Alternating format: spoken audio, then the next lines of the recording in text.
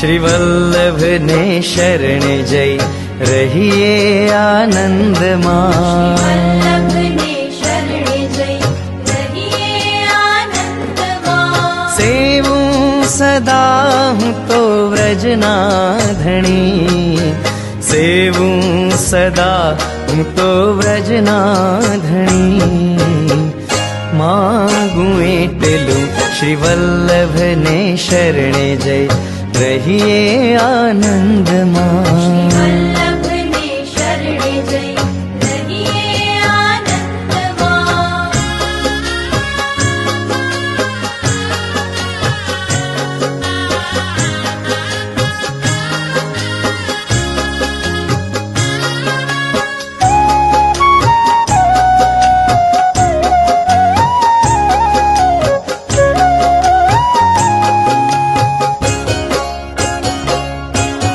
वैष्णवनो संग थाय तन मन ना दोष जाय। वैष्णवनो संग गोविंद गोपाल राधे माधवा। वल्लभाधीश की जय। सर्वप्रथम શ્રી પૂજ્યપાદ 108 શ્રી દ્વારકેશ્વરજી મહોદયના ચરણ કમળમાં સાષ્ટાંગ દંડવત પ્રણામ અને અહીંયા ઉપસ્થિત સર્વે વૈષ્ણવને આજની એકાદશીના જય શ્રી કૃષ્ણ. હર હંમેશની જેમ આપણે નેશનલ સત્સંગમાં એકાદશીના દિવસે સર્વે વૈષ્ણવ ભેગા થઈ અને સત્સંગનો આનંદ માણીએ છીએ. તો જેની વિઝન હતી એ ફળીભૂત થઈ રહી છે અને નૈશાદભાઈ, દીપકભાઈ અને પંકજભાઈ બહુ જ મહેનતથી આનો સાથ કરે છે અને really I appreciate there lot of effort આ સત્સંગને ફળીભૂત કરવામાં અને જેસીની વિઝન પૂરી કરવામાં. કારણ કે વૈષ્ણવ સંઘનું આપણે કહી શકીએ એક સિક્કો એ આપણો નેશનલ સત્સંગ છે. છેલ્લા 5 વર્ષથી સતત એવરી એકાદશીએ આપણે આ સત્સંગમાં બધા ભેગા થઈએ છીએ. જેસી પણ એમના સમય અનુકૂળ પધારે છે અને આપણને સર્વને એમના વચનામૃતનો લાભ પણ આપે છે. આજે અનાયાસે he is travelling to Tokyo, Japan, જેમની પૃથ્વી પરિક્રમાનો વન ઓફ ધ ચેપ્ટર્સ કહી શકીએ. સતત ભ્રમણ કરી રહ્યા છે પૃથ્વીનું કે ભાઈ આપણા વૈષ્ણવને ભેગા કરીએ અને પુષ્ટિ માર્ગને આગળ વધારીએ. અને પ્રાઉડ ટુ બી અ વૈષ્ણવ એનો જે કેમ્પેન છે એમનો એ સતત કરી રહ્યા છે. આપણને સર્વને ગર્વ અનુભવ થવો જોઈએ કે આપણા વલ્લભકુળ આપણા માટે આટલો પ્રયાસ કરે છે. આપ શ્રી અમદાવાદમાં એક ઓલ ગર્લ્સ સ્કૂલ સ્થાપિત કરવા જઈ રહ્યા છે અને જે આપણે મારી પાછળ તમે જોઈ જ શકો છો કે family camp, Vaishnav family camp in new jersey થવા જઈ રહ્યો છે જુલાઈ 24 થી 27. તો એનું શ્રેય એ જ છે કે આપણે એમાં જે પણ આપણને યોગદાન આવશે એ બધું જેસીને આપણે સપોર્ટ કરીશું, જેથી કરીને ફૂલ નહીં તો ફૂલની પાંખડીમાં હર હંમેશા કહું છું કે આપણે ઇન્ડિવિજ્યુઅલી બહુ ન કરી શકીએ પણ સાથે મળી અને કેવું ભંડોળ આપણે ભેગું કરી શકીએ જેથી કરીને આ સ્કૂલને આપણે સપોર્ટ કરીએ. તો રિયલી એક અદ્ભુત કાર્ય છે, એમાં જોડાજો જેથી કરીને આપણે એમને સાથ આપી શકીએ. આપશ્રીની પૃથ્વી પરિક્રમાનો એક ભાગ યુએસએમાં આવવાનો છે. જુલાઈ 7 થી ફ્લોરિડા ખાતે થશે શરૂઆત. એમની માયામી, ઓર્લાન્ડોમાં આપણો પાટોત્સવ છે 10મી જુલાઈએ. અને જે પણ વૈષ્ણવને આવવું હોય ડેફિનેટલી પ્લીઝ કમ. બહુ જ આનંદ આવશે. સાંસ્કૃતિક કાર્યક્રમ સાથે 9મી તારીખે આપણે મધુરાષ્ટકમ ઉપર પણ વચનામૃત છે જેસુનું ઓર્લાન્ડો ખાતે. 11 થી 13 એટલાન્ટા શ્રી યમુનાજીના 41 પદને ગુણગાન છે. 14 થી 15 હ્યુસ્ટન, ડલાસ, શિકાગો, ડેલાવેર અને ઓફકોર્સ ન્યૂ જર્સી, ન્યુયોર્ક. અને ન્યૂ જર્સીમાં એ આપણો ફેમિલી કેમ્પ થવા જઈ રહ્યો છે. તો આ સત્સંગ કરવાથી આપણે વૈષ્ણવો જે ભેગા થઈ અને આ જે લાભ લઈએ છીએ પુષ્ટિ માર્ગ અને મહાપ્રભુજીના સિદ્ધાંતોને આગળ વધારવાનું જે અઘટ કાર્ય આગળ વધાર્યું છે એમાં આપણે સાથ આપીએ. અને જેથી કરીને આ સત્સંગમાં આજે આ વખતે ફિનિક્સ એરિઝોનાથી વૈષ્ણવ ભાગ લેવાના છે.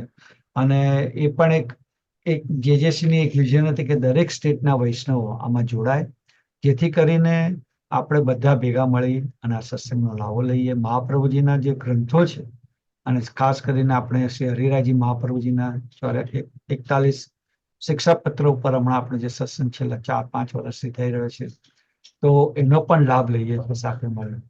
તો રિયલી આ એક આપણા માટે અદ્ભુત લાવો છે કે આમાં જોડાઈએ. આપણી વૈષ્ણવ સંઘ યુએસએની કેમ્પ પણ ચાલી રહ્યો છે. આપણે વૈષ્ણવ એકેડેમી એમાં પણ જોડાઈ શકે છે. આપણા બાળકો 3 થી 7 વર્ષના, 8 થી 12 વર્ષના બાળકો એમાં જોડાઈ શકે, જેથી કરીને આપણે આપણા ભાવિ બાળકોને આમાં સાથે જોડીએ. અને બહુ જ અદ્ભુત રીતે એકેડેમી ચાલી રહી છે. અલગ અલગ શાસ્ત્રોના ક્લાસીસ પણ ચાલી રહ્યા છે. કીર્તન ક્લાસ છે, મ્યુઝિકના ક્લાસીસ છે, હાર્મોનિયમ હોય, ફ્લૂટ હોય, તબલા, પકાવજ, હરેક શ્રેણી જે આપણે પુષ્ટિ માર્ગમાં આપણી સેવામાં યોગદાન આપી શકે એના ક્લાસીસ થઈ રહ્યા છે. તો એમાં જોડાઓ અને જરૂરથી એનો લાભ લેજો. તો વધુ ના કહેતા હું નૈશાદભાઈને વિનંતી કરીશ કે આપણા સત્સંગનો પ્રારંભ કરે. વલ્લભાધીશ. Thank you Amitbhai. વલ્લભાધીશ કી જય. જયશ્રીના ચરણોમાં દંડવત પ્રણામ અને સર્વ ભગવદી વૈષ્ણવોને મારા જય શ્રી કૃષ્ણ અને આજની એકાદશીની ખૂબ ખૂબ વધાઈ. આજે આપણે મોહિની એકાદશીના નિમિત્તે આપણે સત્સંગ માટે ભેગા થયા છીએ. તો હવે સત્સંગની શરૂઆત આપણે મંગલાચરણથી કરીશું. તો મંગલાચરણ. વલ્લભાધીશ કી જય. મંગલાચરણ. ચિંતા સંતાન હંતારો યત્પદાંબુજરેણવ સ્વીયાનામ તાન નિજાચાર્યાન પ્રણમામિ મુહુર્મુહુર યદનુગ્રહતો જંતુ સર્વદુઃખાતિગો ભવેત તમહં સર્વદા વંદે શ્રીમદ્વલ્લભનંદનમ અજ્ઞાનતિમિરાંધસ્ય જ્ઞાનંજનશલાકયા ચક્ષુર્મિલિतं येन તસ્मै શ્રીગુરુવે નમઃ. નમામિ હૃદયે શેષે લીલાક્ષીરાપ્તિસાયનમ લક્ષ્મી સહસ્રલીલાભિ સેવ્યમાनं કલાનિધિં ચતુર્ભિશ્ચ ત્રિભિસ્તથા ષડભિર્વ્રાજતે યોષો પંચદા હૃદયે મમ. વલ્લભાધીશ. Thank you Amitbhai. यमुनास्तक नमामि यमुनामहं सकलसिद्धिहेतुर्मुदा मुरारी पदपङ्कज स्फुरदमन्दरेणुकतां ततस्तनवकानन प्रकटमोदपुष्पाम्बुना सुरासुरसुपूजिता स्मरपितु श्रियं बिभृतिं कलिन्दगिरिमस्तके पतदमन्दपूरोज्ज्वला विलासगमनोलसत् प्रकटगन्धशैलोनता सगौसगतिदन्तुरा समधिरुतदोलोत्तमा मुकुन्दरतिवर्धनी जयति पद्मबन्धो सुता भुवन पावनी मतिगता मनेकास्वनै प्रियाभिरिव सेविता सुखमयूरहंसादिभिः तरङ्गभुजकङ्कना प्रकटमुक्तिका वालुका नितम्ब ततसुन्दरी नमत कृष्णतुर्यप्रियाम् अनन्तगुणभूषिते शिवविरञ्चिते वस्तुते घनाघननिभे सदा ध्रुवपराशराभीष्टदे विशुद्धमथुरातते सकलगोपगोपीवृते कृपाचलति संश्रिते मम मनः सुखं भावय यया चरणपद्मजा मुररिपो प्रियं भावुका समागमनतो भवत् सकलसिद्धिदा सेवतां तया सदृशतां यात् कमलजासपत्नी वयत् हरिप्रियकलिन्दया मनसि मे सदा स्थीयताम्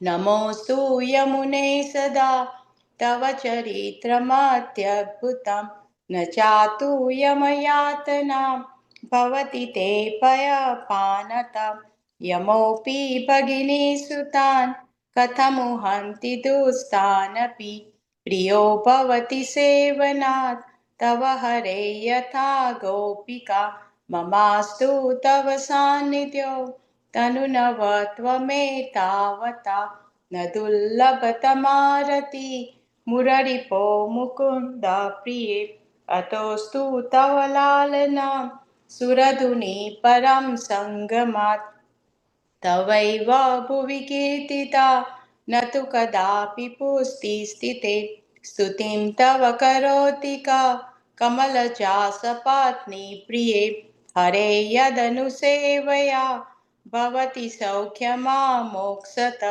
ઇયં તવ કથાધિકા સકલ ગોપિકા સંગમ સ્મરશ્રમજલાનુભી સકલ ગાત્ર જય સંગમ તવાસ્તકમિદં મુદા પતતિ શૂરસુતે સદા સમસ્ત દુરિતક્ષયો ભવતિ વૈ મુકુંદે રતિ તયા સકલ સિદ્ધયો મુરરિપુચ્ય સંતુષ્યતિ સ્વભાવ વિજયો ભવેત વદતિ વલ્લભ શ્રીહરે ઇતિ શ્રીમદ વલ્લભાચાર્ય વ્રચિ શ્રી યમુના સ્તોત્રમ સંપૂર્ણમ.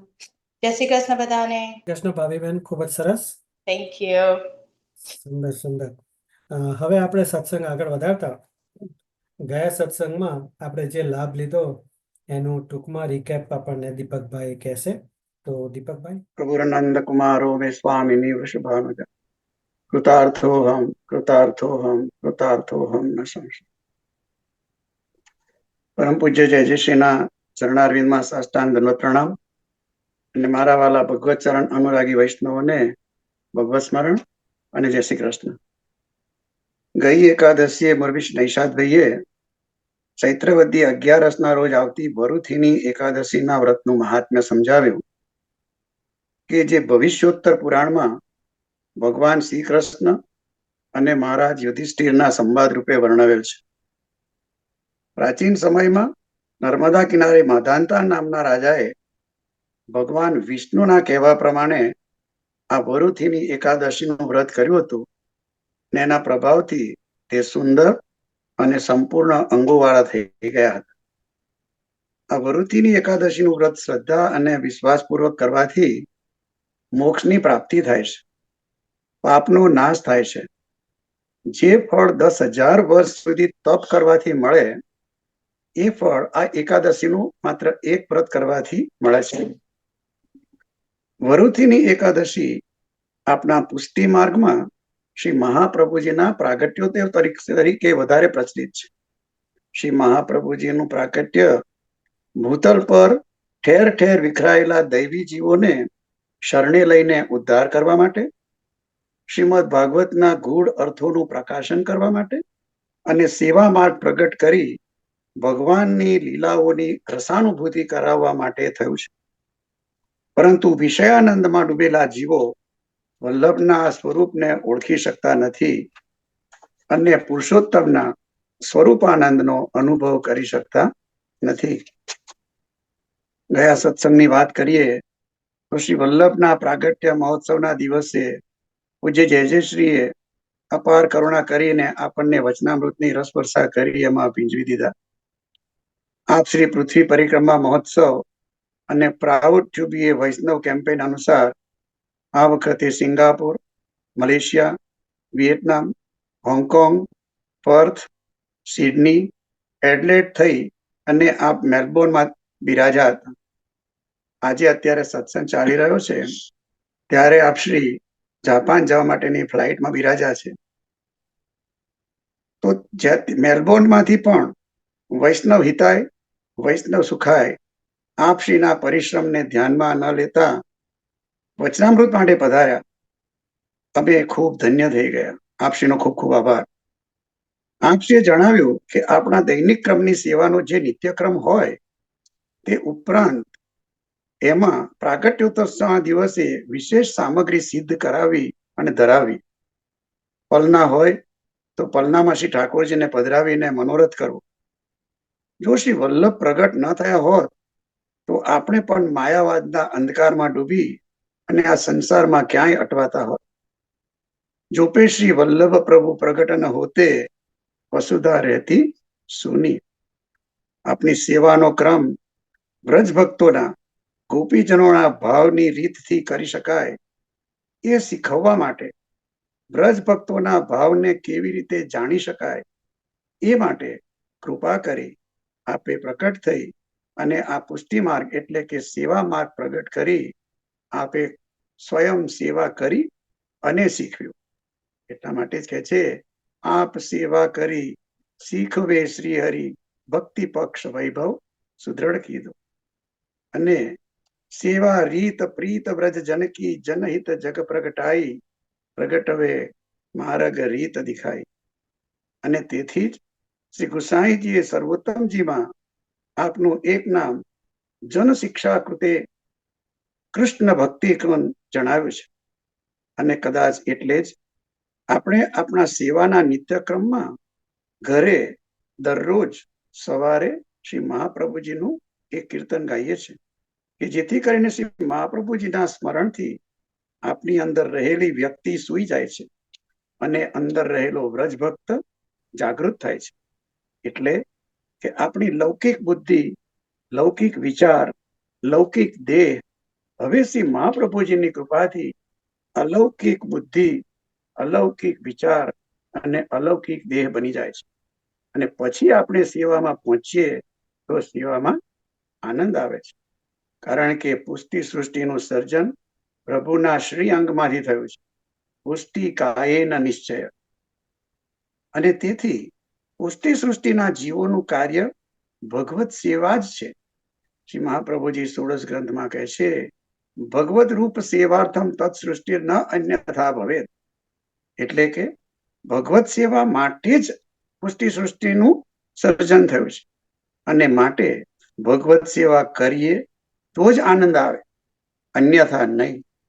જેજીશ્રીએ કૃપા કરી પધારીને એક બીજી પણ વધાઈ આપી કે જુલાઈ માસમાં ન્યૂ જર્સી ખાતે જે વૈષ્ણવ ફેમિલી કેમ્પ જઈ રહ્યો છે એમાં આપશ્રીના બંને બેટીજી પણ પધારશે અને બાળકો અને યુવાનોને તેમના પ્રેઝન્ટેશન દ્વારા, ક્વિઝ દ્વારા વૈષ્ણવ સૃષ્ટિને એમના વચનામૃતનો પણ લાભ મળશે. જય હો. ખૂબ આનંદ થયો. ત્યારબાદ ભાઈ શ્રી સંદીપભાઈએ શ્રી મહાપ્રભુજીની વધાઈ રાગ બિહાગમાં સુંદર ગાન કર્યું. માર્ગ રીત દિખાઈ પ્રગટવે, માર્ગ રીત દિખાઈ. બહુ જ આનંદ થયો. ત્યારબાદ ઉર્વીબેને શ્રી મહાપ્રભુજીએ 16 ગ્રંથની રચના ક્યારે અને કોના માટે કરી તે સમજાવ્યું. હવે આપણે ટૂંકમાં શ્રી 16 ગ્રંથમાં નાના મોટા કુલ 16 ગ્રંથો શ્રી મહાપ્રભુજીએ રચ્યા છે. એમાં આપણે શું કરવું એનો સંપૂર્ણ ચિતાર આપી દીધો છે. શ્રી મહાપ્રભુજીએ રચેલ 16 ગ્રંથોમાં કેટલાક ગ્રંથ સ્તુતિ રૂપે તો કેટલાક આચાર્ય તરીકે નિજજનોને પુષ્ટિ ભક્તિ વિશેના જ્ઞાન માટે રચ્યા છે. અને મુખ્ય ભાર પરમ તત્વ, પરમ ધર્મી સ્વરૂપ, રસો વૈશ એવા શ્રી કૃષ્ણનું સ્વરૂપ અને એમની પ્રેમ લક્ષણા ભક્તિ પર જ આપેલ છે. બીજી ખાસિયત એ છે કે સમય, સંજોગો, વિપરીત કાળ કે કોઈ પણ પરિસ્થિતિમાં કેવા અંતરાય આવશે એનો બહુ જ દુરંદેશી પૂર્વક, ખૂબ જ સહજતાથી અને સાવધાની પૂર્વક નિજજનો ભક્તિ માર્ગમાં આગળ વધી શકે અને આવા સંજોગો પણ બાધારૂપ ન બને એવા ઉપાય બતાવ્યા છે. પ્રતિકૂળ સંજોગોમાં કેવી રીતે સ્વસ્થ રહેવું, કેવી રીતે ચિંતા મુક્ત થવું, કેવી રીતે દુસ્સંગની અસર ન થાય આ દર્શાવેલ છે. આપશ્રીએ સેવા અને સ્મરણની ઉપર ખૂબ ભાર મૂકી એનું મહત્વ સમજાવ્યું છે અને આપે જણાવ્યું કે સેવા એ જ સાધન અને સેવા એ જ ફળ, એનો સુંદર સમન્વય કર્યો છે.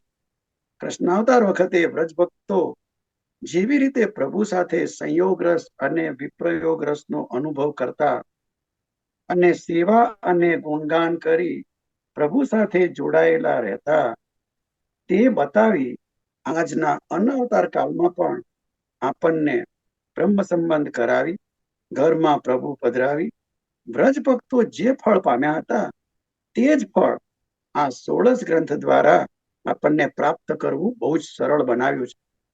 તેમજ બહુ જ દીર્ઘ દ્રષ્ટિ રાખીને અત્યારના આ ફાસ્ટ યુગમાં દુસ્સંગ ફેલાવો, ધર્મના વડાઓના સ્વાર્થ માટેની કથા, કીર્તન, ધાર્મિક કાર્યક્રમો, આ બધા વિપરીત સંજોગોમાં પણ સરળ સ્વભાવના પુષ્ટિજીવો માટે આજ્ઞા અને ઉપદેશ આપ્યો છે.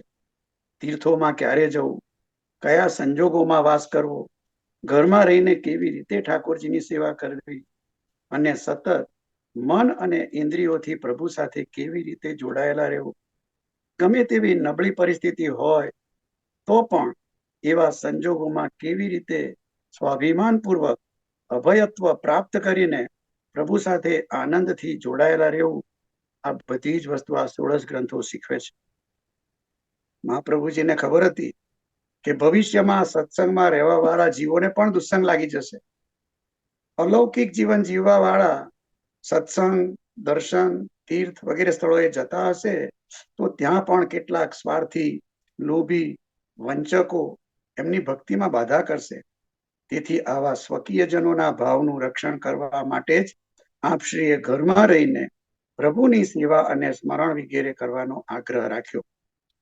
જેમ અવતાર કાળમાં પ્રભુએ દરેક અસુરોથી વ્રજભક્તોનું રક્ષણ કર્યું હતું, એવી જ રીતે આ અનવતાર કાળમાં શ્રી મહાપ્રભુજી આ 16 ગ્રંથો દ્વારા દુર્ગુણો અને દુસ્સંગ રૂપી અસુરોથી સતત રક્ષણ કરે છે. શ્રી મહાપ્રભુજી કહે છે, અહંતા મમતાનો નાશ થવાથી સર્વ પ્રકારે અહંકાર વિનાનો થઈને જ્યારે જીવ પોતાના સ્વરૂપમાં સ્થિતિ કરે છે ત્યારે કૃતાર્થ થાય છે. યોગ માર્ગમાં ત્યાગ શરીરથી કરવાની જરૂર નથી, પણ મનથી ત્યાગ કરવો.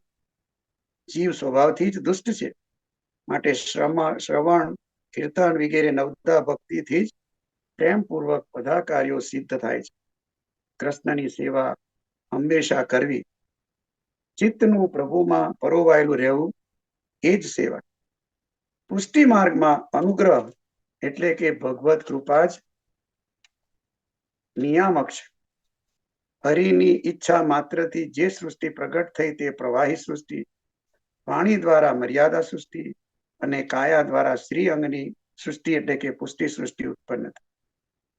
પુષ્ટિ માર્ગીય જીવો બધા જીવોથી ભિન્ન છે, કારણ કે ભગવદ રૂપની સેવા માટે જ તે સૃષ્ટિ પ્રગટ થઈ છે. માટે જ પુષ્ટિ જીવો લૌકિક વૈદિક કાર્યો કાપટ્યપૂર્વક એટલે કે સાક્ષી ભાવે કરતા હોય છે, પરંતુ વૈષ્ણવત્વ તેમનામાં બહુ જ સહજ હોય છે.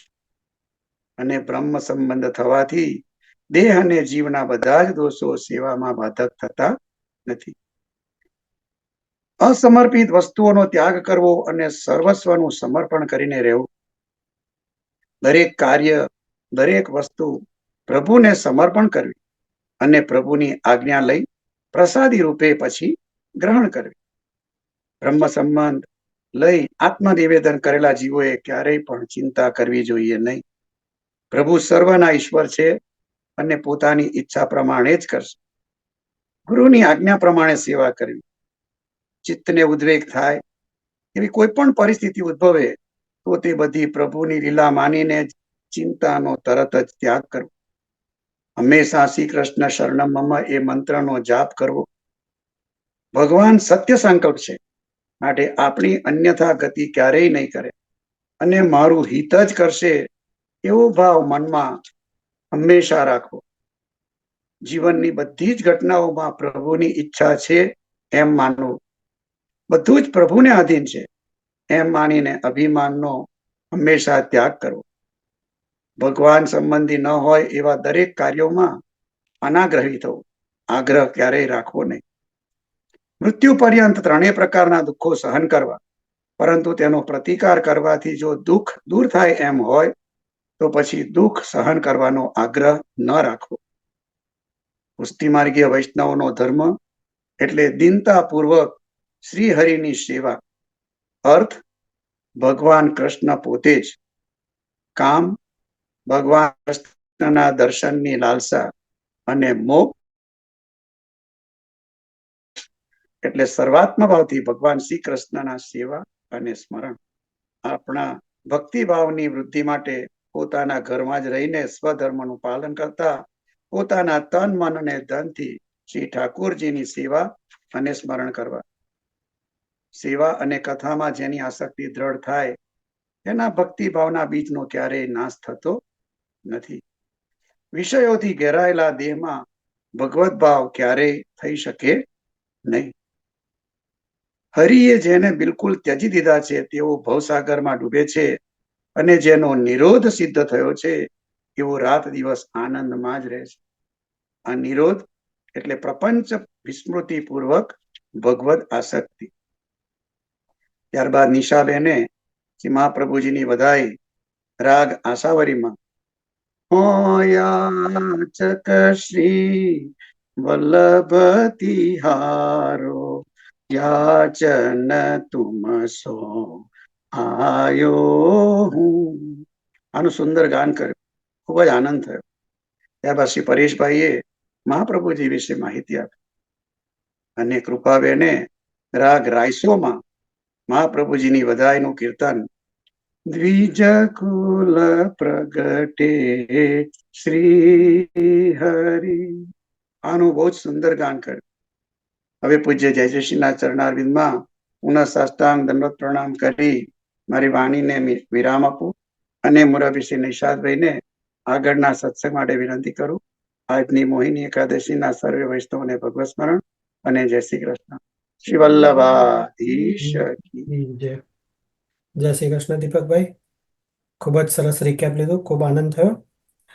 હવે આપણે સત્સંગ આગળ વધારતા એકાદશી દર્શન કરીશું. તો સર્વપ્રથમ વલ્લભાધીશ કી જય. જયશ્રીના ચરણોમાં દંડવત પ્રણામ અને સર્વ ભગવદી વૈષ્ણવોને મારા જય શ્રી કૃષ્ણ અને આજની એકાદશીના ખૂબ ખૂબ વધાઈ. આજે વૈશાખ સુદ 11, મોહિની એકાદશી. એકવાર મહારાજ યુધિષ્ઠિરે શ્રી કૃષ્ણને પૂછ્યું કે હે જનાર્દન, વૈશાખ માસના સુદમાં આવતી એકાદશીનું નામ, વિધિ અને તેનું મહાત્મ્ય અને તે કરવાથી શું ફળ મળે છે તે કૃપા કરી વિગતે સમજાવો. ભગવાન શ્રી કૃષ્ણે જણાવ્યું કે હે ધર્મરાજ યુધિષ્ઠિર, વશિષ્ઠ ઋષિ એક વખત મર્યાદા પુરુષોત્તમ શ્રી રામચંદ્રજીને કહેલી વાત હું તમને કહું છું. એક સમયની વાત છે કે ભગવાન રામચંદ્રજીએ તેમના ગુરુ મહર્ષિ વશિષ્ઠને પ્રણામ કર્યા અને હાથ જોડીને કહ્યું કે સીતાના વિરહથી હું ખૂબ જ વ્યથિત છું. કૃપા કરીને મને એવું વ્રત બતાવો કે જે કરવાથી અનંત પુણ્યફળ મળે અને બધા જ પ્રકારના પાપ નિર્મૂળ થાય.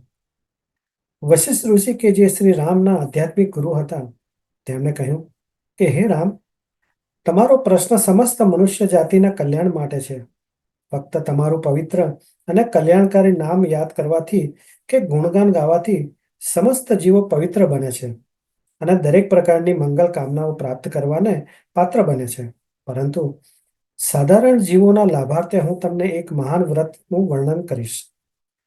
વૈશાખ સુદમાં આવતી એ મોહિની એકાદશી તરીકે ઓળખાય છે અને ઘણી જ પાવનકારી છે. એ એકાદશી કરવાથી સમસ્ત મોહજાળ, ભૌતિક યાતનાઓ અને પાપ કર્મોમાંથી મુક્તિ મળે છે. હું હવે એક અત્યંત પ્રાચીન ઇતિહાસ સંભળાવું છું. ઘણા વખત પહેલાની આ વાત છે.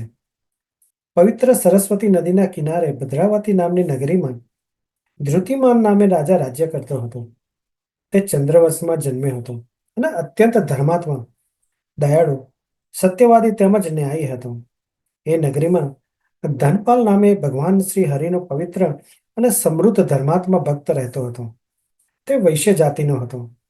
આ ધનપાલે લોકોના માટે ધર્મશાળા, નિશાળો, હરિના મંદિરો, રસ્તાઓ અને મંડીઓ બંધાવ્યા. તેણે જળાશયો અને અન્નક્ષેત્ર, પાણીના કુવાઓ કરાવ્યા. આ રીતે તેણે પોતાની પાસેના દ્રવ્યનો પોતાના નામને અનુરૂપ સદુપયોગ કરી એક અગત્યનું દ્રષ્ટાંત પૂરું પાડ્યું અને જીવન સાર્થક કર્યું. તેને સુમન, ધૃતિમાન, મેઘાવી, સુકીર્તિ અને દૃષ્ટબુદ્ધિ નામે 5 દીકરાઓ હતા.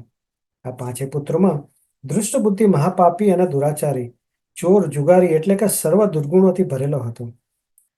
તે મહા ઉદ્દંડ અને અત્યાચારી હતો. તે દરેક પ્રકારના પાપાચારી પ્રવૃત્તિમાં રચ્યો પચ્યો રહેતો હતો.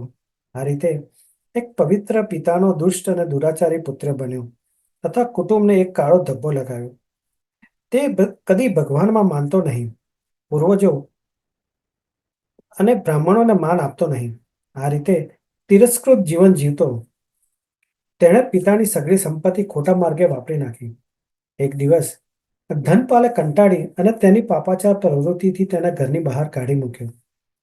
દુષ્ટ બુદ્ધિએ તે જ દિવસથી તેના માતા પિતા, ભાઈ, મિત્રો અને સગા સંબંધીના મન પરથી ઉતરી ગયો અને બધાની સહાનુભૂતિ ગુમાવી દીધી. તેને જ્ઞાતિ બહાર મૂકવામાં આવ્યો અને બધા તેને ધિક્કારવા લાગ્યા. તેને ઘરમાંથી કાઢી મૂકવા છતાં તેણે તેની દુષ્ટ પ્રવૃત્તિઓ ચાલુ રાખી અને તેની પાસે જે કંઈ ઘરેણાં હતા તે વેચી અને પાયમાલ થઈ ગયો. તેની બધી સંપત્તિનો અંત આવ્યો. પૂરતા ખોરાકના અભાવે તે શારીરિક રીતે નબળો પડવા માંડ્યો અને હાડપિંજર જેવો થઈ ગયો. તેના મિત્રો પણ તેની ગરીબીને લીધે તેને છોડીને જતા રહ્યા. દુષ્ટ બુદ્ધિ હવે ચિંતાતુર બન્યો. તેની પાસે ખોરાક કે કપડાં ન હતા અને તે ભયંકર ભૂખ્યો હતો. આથી તે પશ્ચાતાપ કરવા લાગ્યો કે હવે મારે શું કરવું, ક્યાં જવું, કેવી રીતે જીવન વિતાવવું. આ રીતે વિચારતા તેણે નક્કી કર્યું કે જીવવા માટે હવે તેને ચોરી કરવા સિવાય બીજો કોઈ રસ્તો નથી. આથી ચોરી કરવા આખો દિવસ આમ તેમ રખડવા લાગ્યો. કેટલીક વખત રાજાના સિપાહી દ્વારા ચોરી કરતા પકડાઈ જતો, પરંતુ તેના પિતાની ખ્યાતિના હિસાબે છૂટી પણ જતો. આ રીતે ઘણી વખત પકડાયા અને છૂટ્યા પછી એક વખત મોટી ચોરી કરવા જતા પકડાઈ જવાથી સિપાહીઓ તેને રાજા પાસે લઈ ગયા. રાજાએ તેને આ માટે ભારે દંડ આપ્યો અને કહ્યું કે હે પાપી, મૂર્ખ માણસ, તારા જેવો મહાપાપી મારા રાજ્યમાં રહી શકવાને લાયક નથી. હું તને છોડી મૂકું છું, પરંતુ તરત જ આ નગરી છોડી અને તારે જ્યાં જવું હોય ત્યાં જવા માંડ. દુષ્ટ બુદ્ધિ આકરી સજાના ભયથી નગરી છોડી ચાલ્યો ગયો. તે ચાલતા ચાલતા ઘણો દૂર ગાઢ જંગલમાં ગયો. આ જંગલમાં તે ખૂબ ભટકીને થાકી ગયો અને શિકાર કરી અને ખાવા લાગ્યો. આ રીતે ઘણા વર્ષો સુધી આ રીતે રખડતો રહ્યો અને નિર્દોષ પ્રાણીઓને મારતો રહ્યો. તે ઘણો દુઃખી થયો અને ચિંતા કરતા કરતા એક દિવસ ભૂતકાળના કોઈ પુણ્ય પ્રતાપે એક દિવસ તે રખડતો કૌંડિલ્ય મુનિના આશ્રમમાં જઈ પહોંચ્યો. તે વૈશાખ મહિનો હતો અને કૌંડિલ્ય મુનિ પ્રાતઃકાળે ગંગામાં સ્નાન કરી અને આશ્રમમાં પાછા આવી રહ્યા હતા. ત્યારે સંજોગવશાત મુનિના ભીના વસ્ત્રનો છેડો તેને અડી ગયો અને તેના પ્રભાવથી દુષ્ટ બુદ્ધિના પાપો તરત જ થોડા હલકા થઈ ગયા. તેના હૃદયમાં વીજળી વેગે એક ચમકારો થયો અને તે મુનિ પાસે આવી પ્રણામ કરીને બોલ્યો કે હે પ્રભુ, હું અધમ અને ભયંકર પાપી છું. એવું કોઈ પાપ નથી કે જે મેં ન કર્યો હોય અને તેથી મારા કરેલા કર્મોનું ફળ હું અત્યારે ભોગવી રહ્યો છું. હે પ્રભુ, મને એવી કોઈ યુક્તિ બતાવો કે જે હું ધન વગર સહેલાઈથી પૂરી કરી શકું. અત્યાર સુધી અસંખ્ય પાપી પ્રવૃત્તિઓને લઈને મેં મારું ઘર, સંપત્તિ, સગાવાલા અને મિત્રોને ગુમાવ્યા છે અને હું માનસિક યાતનાઓમાં ધ્રુવી રહ્યો છું. તેના આવા વચનો સાંભળી મુનિના હૃદયમાં દયા ઉત્પન્ન થઈ અને તેમણે કહ્યું કે હે વત્સ, હું તને એક ઉત્તમ યુક્તિ બતાવું છું, જેનાથી થોડાક જ સમયમાં તને તારા બધા જ પાપોમાંથી મુક્તિ મળશે. તેથી હું તને જે કહું તે ધ્યાનથી સાંભળ. વૈશાખ માસના સુદમાં આવતી મોહિની એકાદશીમાં એવી શક્તિ છે કે જે જન્મોજન્મના એકત્રિત થયેલા બધા પાપો નિર્મૂળથી નાશ પામે છે. તેથી શ્રદ્ધાપૂર્વક આ એકાદશીનું વ્રત કરજે. મુનિના આ શબ્દો સાંભળે દુષ્ટ બુદ્ધિ ખૂબ જ ખુશ થઈ ગયો અને મુનિની સૂચના પ્રમાણે નિયમપૂર્વક શ્રદ્ધાથી તેણે મોહિની એકાદશી કરી. હે રાજન, આ મોહિની એકાદશી કરવાથી મહાપાપી દુષ્ટ બુદ્ધિ તરત જ બધા પાપોમાંથી મુક્ત થયો અને તેને દિવ્ય શરીરની પ્રાપ્તિ થઈ. હે શ્રી રામચંદ્રજી, આ એકાદશી અજ્ઞાનતા, અંધકાર અને બધા જ પ્રકારની ભ્રાંતિ દૂર કરે છે. હવે આપણે મોહિની એકાદશીનું પુષ્ટિમાર્ગી મહાત્મ્ય અને ભાવના જોઈએ. પ્રભુને અખાત્રીજે ચંદનના લેપ, ચંદનના છાપના મલમલના વસ્ત્રો ધર્યા અને સાંજે ફૂલોના શણગાર ધર્યા. ત્યારે પ્રભુના શ્રી અંગની અદ્ભુત ઝાંખી કરી વ્રજાંગનાઓ મોહ પામ્યા અને પ્રભુના સ્વરૂપમાં આસક્ત થઈ મોહિની જાગી હતી. શ્રીમદ ભાગવતજીમાં કથા પ્રસંગ છે કે જ્યારે દેવદાનવો વચ્ચે યુદ્ધ થયું ત્યારે સમુદ્ર મંથન વખતે પ્રભુએ મોહિની અવતાર લીધો અને અમૃતનો કુંભ પોતાની પાસે રાખ્યો. પ્રભુનું આ મોહિની સ્વરૂપ જોઈ ભગવાન શંકર મોહિત થયા હતા. તે દિવસ એકાદશીનો હતો, તેથી તેને મોહિની એકાદશી કહે છે.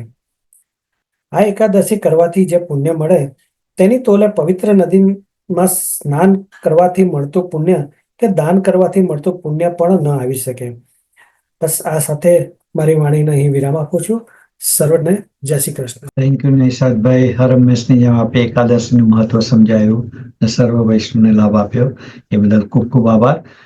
ફરીથી હું સર્વ વૈષ્ણવને જણાવું કે આપણો ફેમિલી કેમ્પ થવા જઈ રહ્યો છે જુલાઈ 24 થી 27. તો જે પણ વૈષ્ણવ હજી ન જોડાયા હોય એ જરૂરથી જોડાજો. આ એક અદ્ભુત લાવો છે. જે શ્રી સતત આપણી સાથે રહેશે 24 કલાક એમ કહી શકાય આપણી સાથે હોટલમાં, એ જ હોટલમાં આપણે સર્વે એનો સત્સંગનો પણ લાભ લઈશું અને ત્યાં જ રહેવાનું છે 3 દિવસ. તો એક અદ્ભુત આનંદ આવશે અને એક માહોલ જે કહીએ એટલું અદ્ભુત થઈ જાય. I know it's so how do I put it? It's very વલ્લભકુળ ને સાનિધ્યમાં હોઈએ તો આખું વાતાવરણ શુદ્ધ થઈ જાય અને આપણને એટલો આનંદ આવે છે. સાથે મળીને બધા વૈષ્ણવ ભેગા મળીને સત્સંગ કરે છે, અલગ અલગ શિબિરોમાં ભાગ લે છે.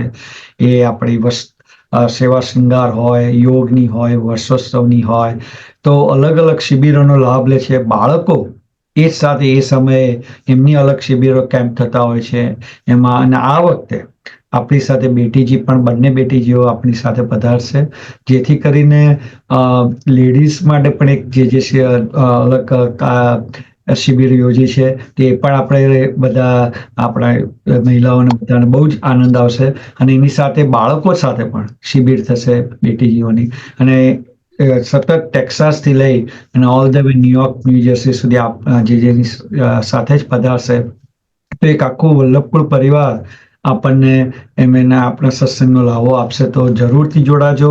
અને જ્યાં આપની સ્ટેટમાં પધારતા હોય, જે whether it's Atlanta, Houston, Dallas, Chicago, Delaware, જરૂરથી કોશિશ થાય તો જજો.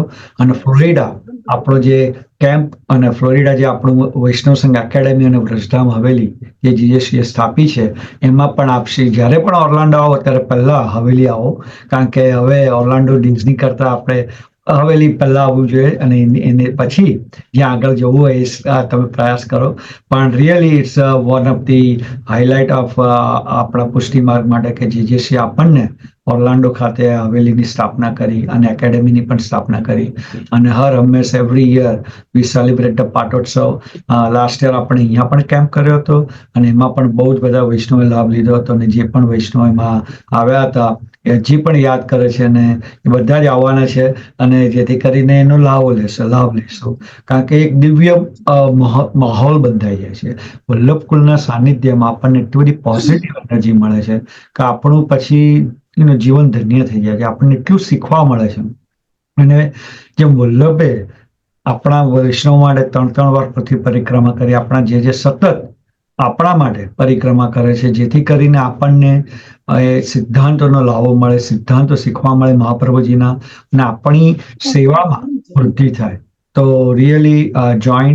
અને જ્યારે પણ ઓર્લાન્ડો આવો ત્યારે હવેલીમાં અને અલગ અલગ આપણા ડેલાવેર ખાતે, વર્જિનિયા ખાતે, શિકાગો ખાતે, એટલાન્ટા ખાતે સત્સંગો થાય છે, એમાં પણ જોડાઓ, જેથી કરીને આપણે હરેક સ્ટેટમાં જેજેસીની તો ઈચ્છા છે કે આપણા સેન્ટરો થાય, જેથી કરીને. અને ઘણી જગ્યાએ આપણા સેન્ટર છે, ડલાસ છે, હ્યુસ્ટન છે, સેન એન્ટોનિયો છે.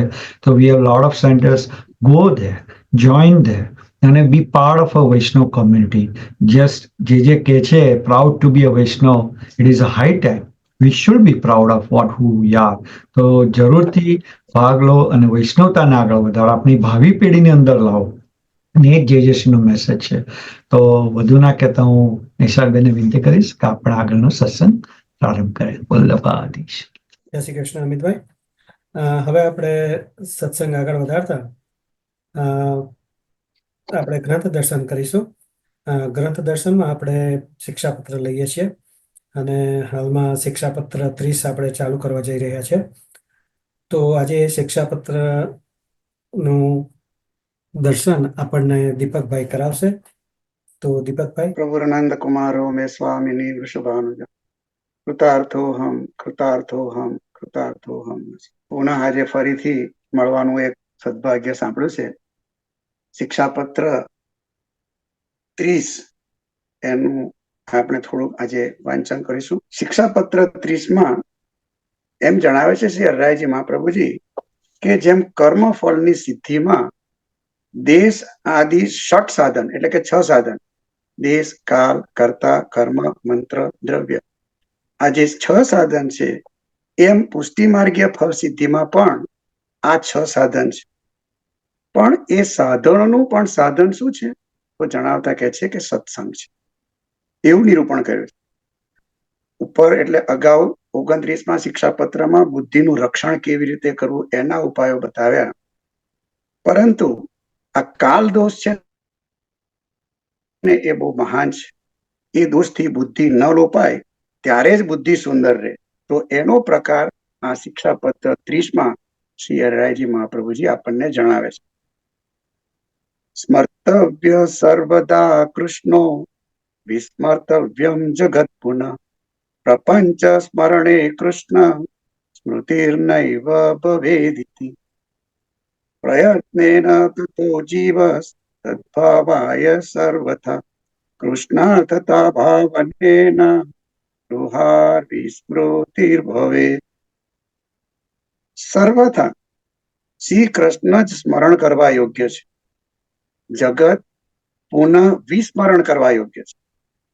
જ્યાં સુધી પ્રપંચનું સ્મરણ હોય ત્યાં સુધી શ્રી કૃષ્ણની સ્મૃતિ થતી નથી. પ્રપંચની વિસ્મૃતિને અર્થે જીવે સર્વથા પ્રયત્ન કરવો. તેથી શ્રી કૃષ્ણના અર્થે જ સર્વ ક્રિયાઓની ભાવના જો કરીએ તો ગૃહ વગેરેમાં વિસ્મૃતિ થાય. આનું વિવેચન કરતા જણાવે છે કે સદા સર્વદા શ્રી કૃષ્ણનું જ સ્મરણ એ જ આપનું કર્તવ્ય છે. શ્રી સુખદેવજી શ્રીમદ ભાગવતમાં કહે છે કે તે સદભાગ્યા મનુષ્યેષુ કૃતાર્થા નૃપ નિશ્ચિતમ સ્મરંતી સ્મારંતી યે હરેર નામ કલો યુગે. હે રાજન, જે કલયુગમાં હરિનું નામ સ્મરણ કરે છે કે સ્મરણ કરાવે છે એ મનુષ્યો નિશ્ચય કૃતાર્થ અને ભાગ્ય સહિત ભાગ્યવાન હોય છે. આ વચન અનુસાર શ્રી કૃષ્ણનું સ્મરણ કરનાર મહાભાગ્યશાળી છે. આ જગતમાં અહંતા મમતાત્મક સંસારની વિસ્મૃતિ એ દરેક જીવનું કર્તવ્ય છે. જ્યાં સુધી જગતમાં દેહ સંબંધી અનેક કુટુંબ તથા ગૃહ વગેરેમાં મન આસક્ત રહે છે ત્યાં સુધી શ્રી કૃષ્ણના ચરણ કમલમાં ચિત્ત લીન રહેતું નથી. તેથી પ્રપંચને જોઈને એવો વિચાર કરવો કે આ પ્રપંચનું કારણ, આ સર્વના કારણભૂત તો શ્રી કૃષ્ણ જ છે. તો આ પ્રપંચ શ્રી કૃષ્ણનું અલૌકિક મહાત્મ્ય સૂચવે છે. હવે પ્રપંચના કરતા જો શ્રી કૃષ્ણ હોય તો પ્રપંચના કારણ રૂપ પણ શ્રી કૃષ્ણ જ હોય એમ માની અને શ્રી કૃષ્ણનું સ્મરણ કરવું જોઈએ. શ્રી કૃષ્ણમાં ભાવ ઉદ્ભવે એવો પ્રયત્ન સર્વથા કરવો જોઈએ. શ્રી કૃષ્ણના ચરણારવિંદમાં ભાવ વૃદ્ધિ થાય તે અર્થે ગૃહ વગેરેમાં સ્ત્રી, પુત્ર, ધન વગેરેમાં અહંતા મમતાનો ત્યાગ કરવો અથવા તો ત્યાગ કરવાનો પ્રયત્ન કરવો. આપણા સ્ત્રી, પુત્ર, ગૃહ, ધન વગેરે તથા આપનો દેહ સહિત જે પણ કંઈ હોય તે સર્વે શ્રી કૃષ્ણની સેવામાં વિનિયોજવું. સર્વ ક્રિયા શ્રી કૃષ્ણના અર્થે જ કરવી. આ પ્રકારે સંસારના પદાર્થોમાંથી અહંતા મમતા દૂર થઈ શ્રી કૃષ્ણમાં ચિત્તની આસક્તિ થશે.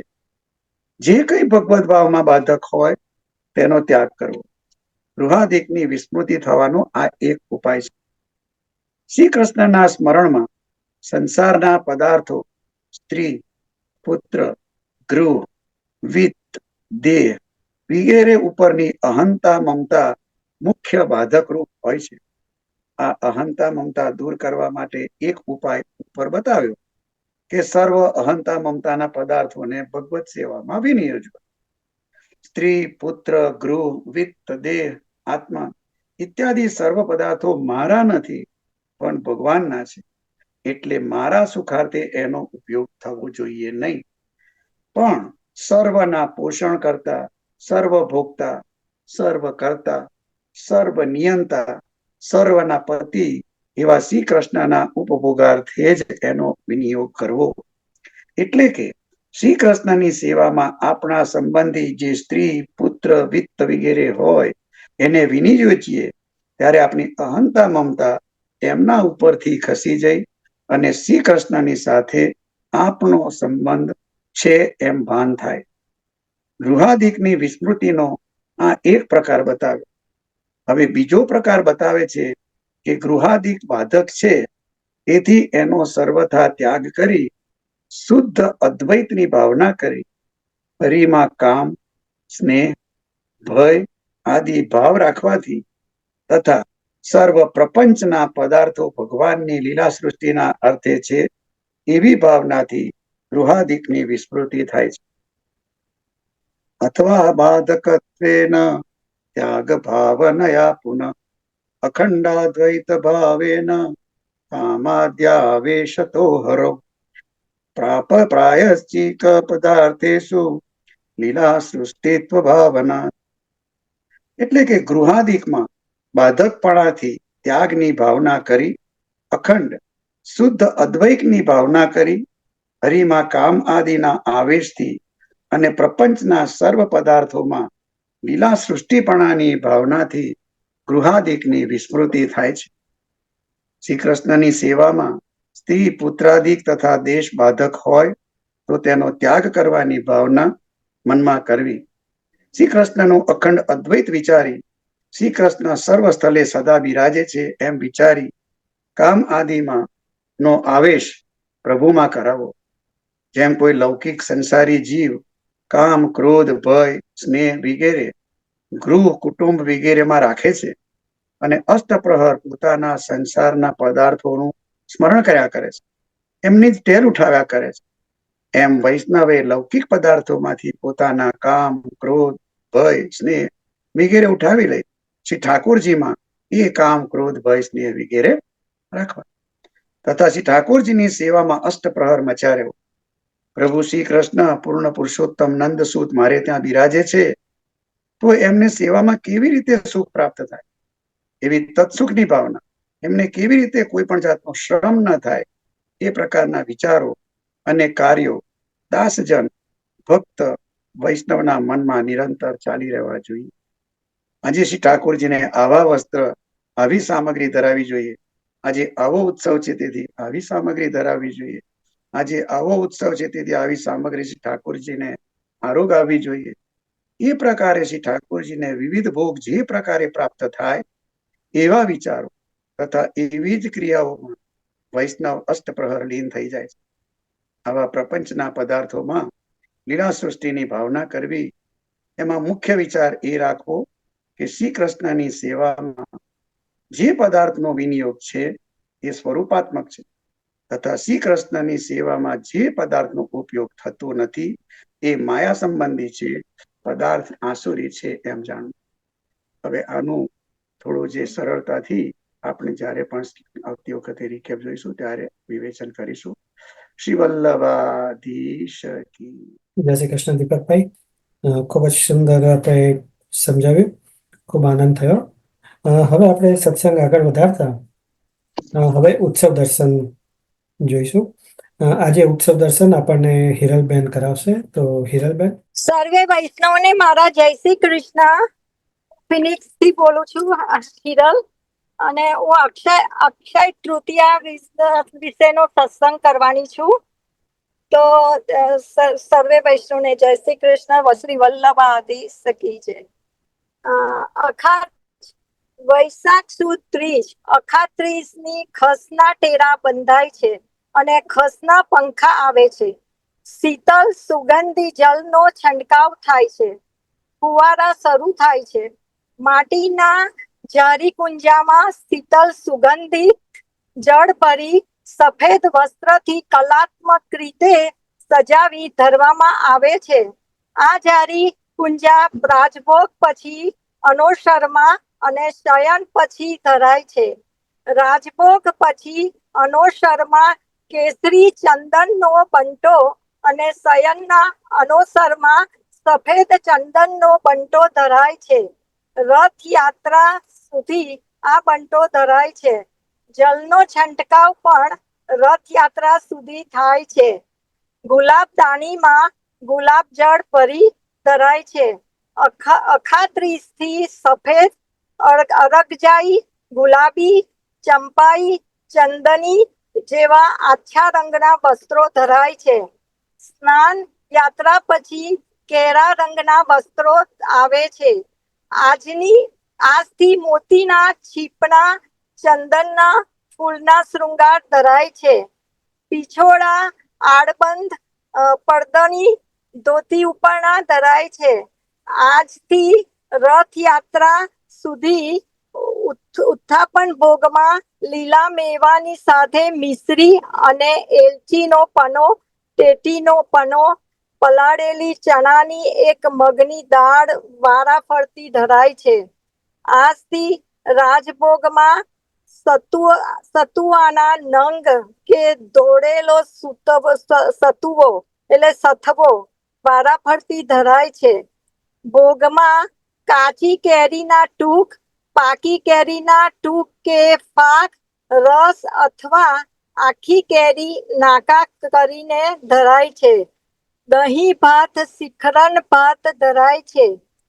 સૈયાજી ઉપર ચીટની ગાદી અને તેના ઉપર સફેદ સૂજની તેમજ બેવડી મલમલની ચાદર રખાય છે. અષાઢી પૂનમ સુધી આ રીતે રહે છે. અખાત્રીજના દિવસે સંવત 1556માં શ્રીનાથજી બાવાના નવા મંદિરનું શ્રી ગિરિરાજજી ઉપર એટલે પૂર્ણમલ ક્ષત્રિય દ્વારા બંધાયેલ મંદિરનું મુહૂર્ત થયેલું. સંવત 1576ના મંદિરનું બાંધકામ પૂર્ણ થતા શ્રી મહાપ્રભુજીએ આજ દિવસે શ્રીજી બાવાને નવા મંદિરમાં પાઠ ઉપર પધરાવેલા. ત્યારબાદ પૂર્ણમલ ક્ષત્રિયનો પ્રભુને ઉત્તમ પ્રકારનું ચંદન અંગીકાર કરાવવાનો મનોરથ પણ શ્રીનાથજી બાવાએ પ્રસન્નતાથી અંગીકાર કરેલો. શ્રીમદ ભાગવત અનુસાર આજથી ત્રેતા યુગનો આરંભ થાય છે. આજે અખાત્રીજના જલ કુંભદાન અને શીતલ વસ્તુના દાનનું મહત્વ છે. આજની તિથિનો કદી ક્ષય હોતો નથી. તેથી અક્ષય તૃતીયા કહેવાય છે. એવું કહેવાય છે કે આજે કરેલી સેવા અને દાન અક્ષય થાય છે. અક્ષય તૃતીયા એટલે કે અખાત્રીજ, તેનું શું મહત્વ છે? તો પહેલું, અક્ષય તૃતીયાના દિવસે શ્રી આપણા વહાલા શ્રી મહાપ્રભુ વલ્લભાચાર્યજીએ શ્રી ગિરિરાજજી ઉપર શ્રીજી બાવાનું મંદિર સિદ્ધ કરાવી તેમાં શ્રીજી બાવાને પધરાવી સેવાક્રમ શરૂ કર્યો હતો. બીજું, અક્ષય તૃતીયાના શુભ દિવસે ભગવાન શ્રી કૃષ્ણે એક મુઠ્ઠી તાંદુલના બદલામાં સુદામાને અખૂટ વૈભવ બક્ષેલો. ત્રીજું, આજના દિવસે કરેલ કોઈ પણ કાર્ય અક્ષય રહે છે. તેથી આજે હોમ, તપ, જપ, દાન, પિતૃતર્પણ વગેરે કરવું જોઈએ. ચોથું, અક્ષય તૃતીયાના દિવસે શ્રી વેદ વ્યાસજીએ ગણેશજીની સહાયથી મહાભારત લખવાનું આરંભ કરેલું. પાંચમું, અક્ષય તૃતીયાના દિવસમાં ગંગાજી ભૂતલ ઉપર પધારેલા.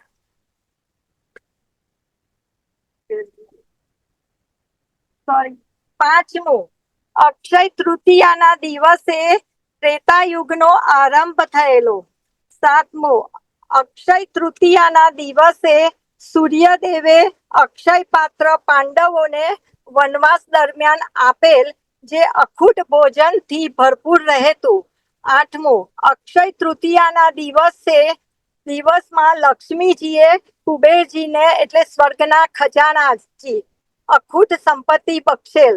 નવમું, અક્ષય તૃતીયાના દિવસે ભગવાન પરશુરામનો જન્મ ભૃગુ ઋષિના કુળમાં થયો હોય તેવો ભાર્ગવ અને જન્મગ્નિ ઋષિને ત્યાં થયો હોય તેવો જામદગ્નિ તરીકે ઓળખાતા. દસમું, અક્ષય તૃતીયાના દિવસે એક જ વાર વૃંદાવનમાં શ્રી પાકે બિહારીજી ના શ્રી ચરણોના દર્શન થાય છે. 11 અક્ષય તૃતીયાનો ઉલ્લેખ અને મહિમા વિષ્ણુ નારદ પુરાણ, ભવિષ્ય પુરાણ, તૈતરીય ઉપનિષદ વગેરે.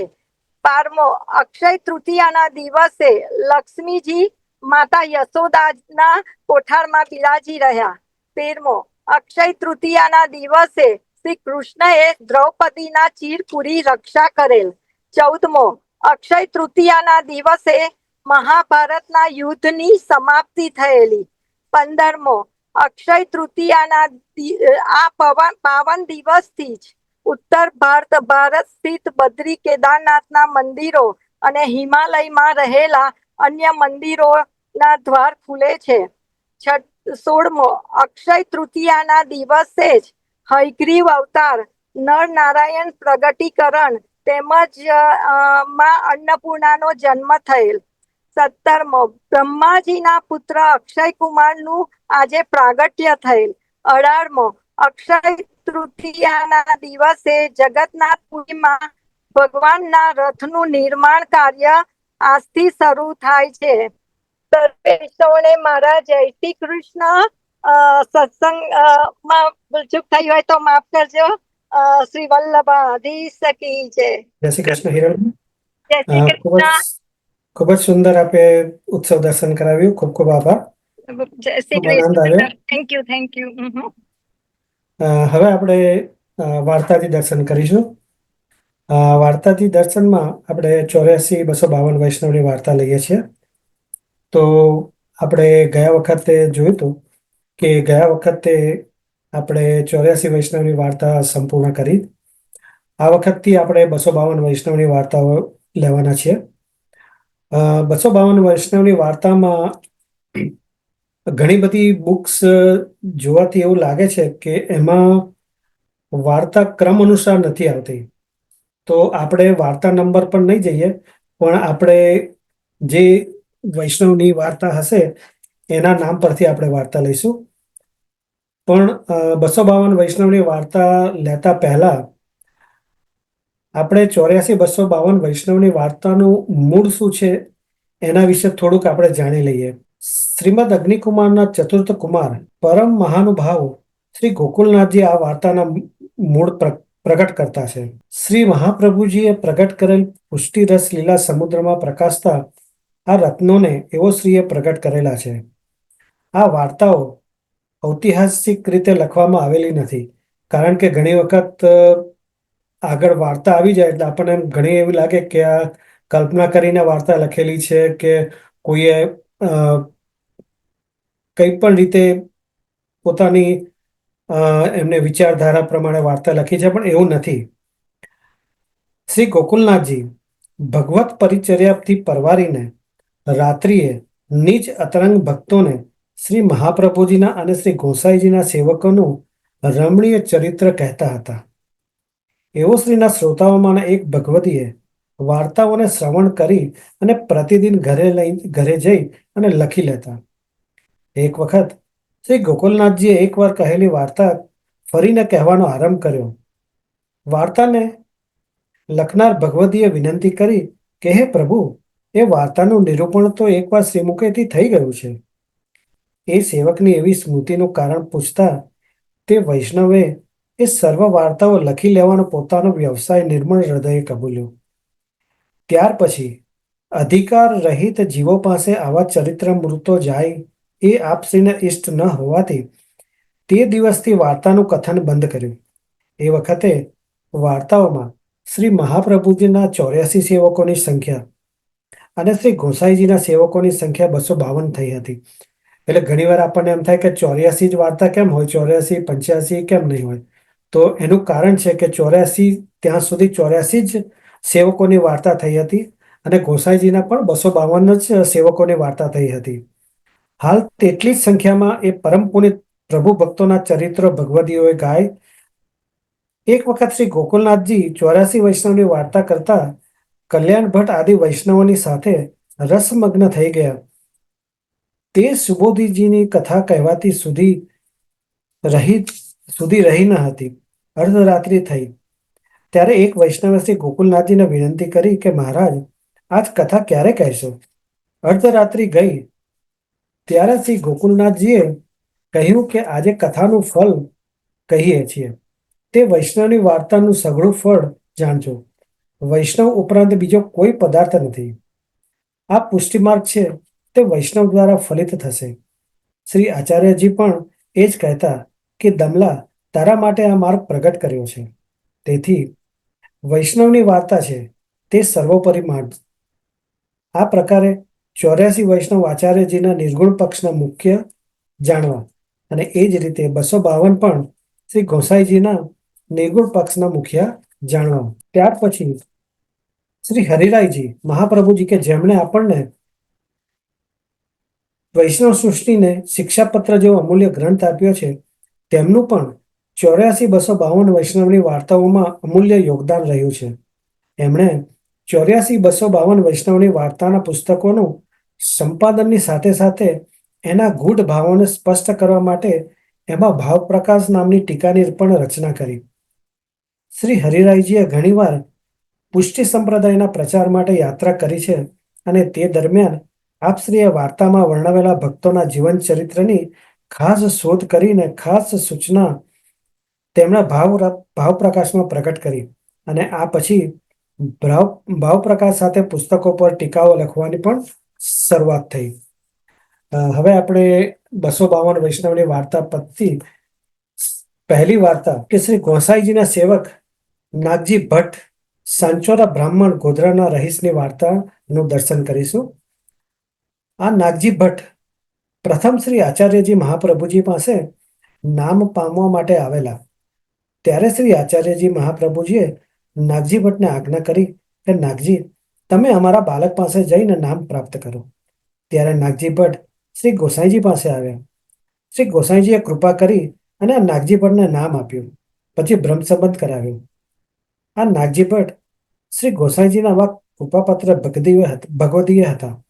હવે તેઓ શ્રી ગોસાઈજી પાસે કેટલાક દિવસ રહી અને પોતાના વતન ગોધરામાં આવ્યા.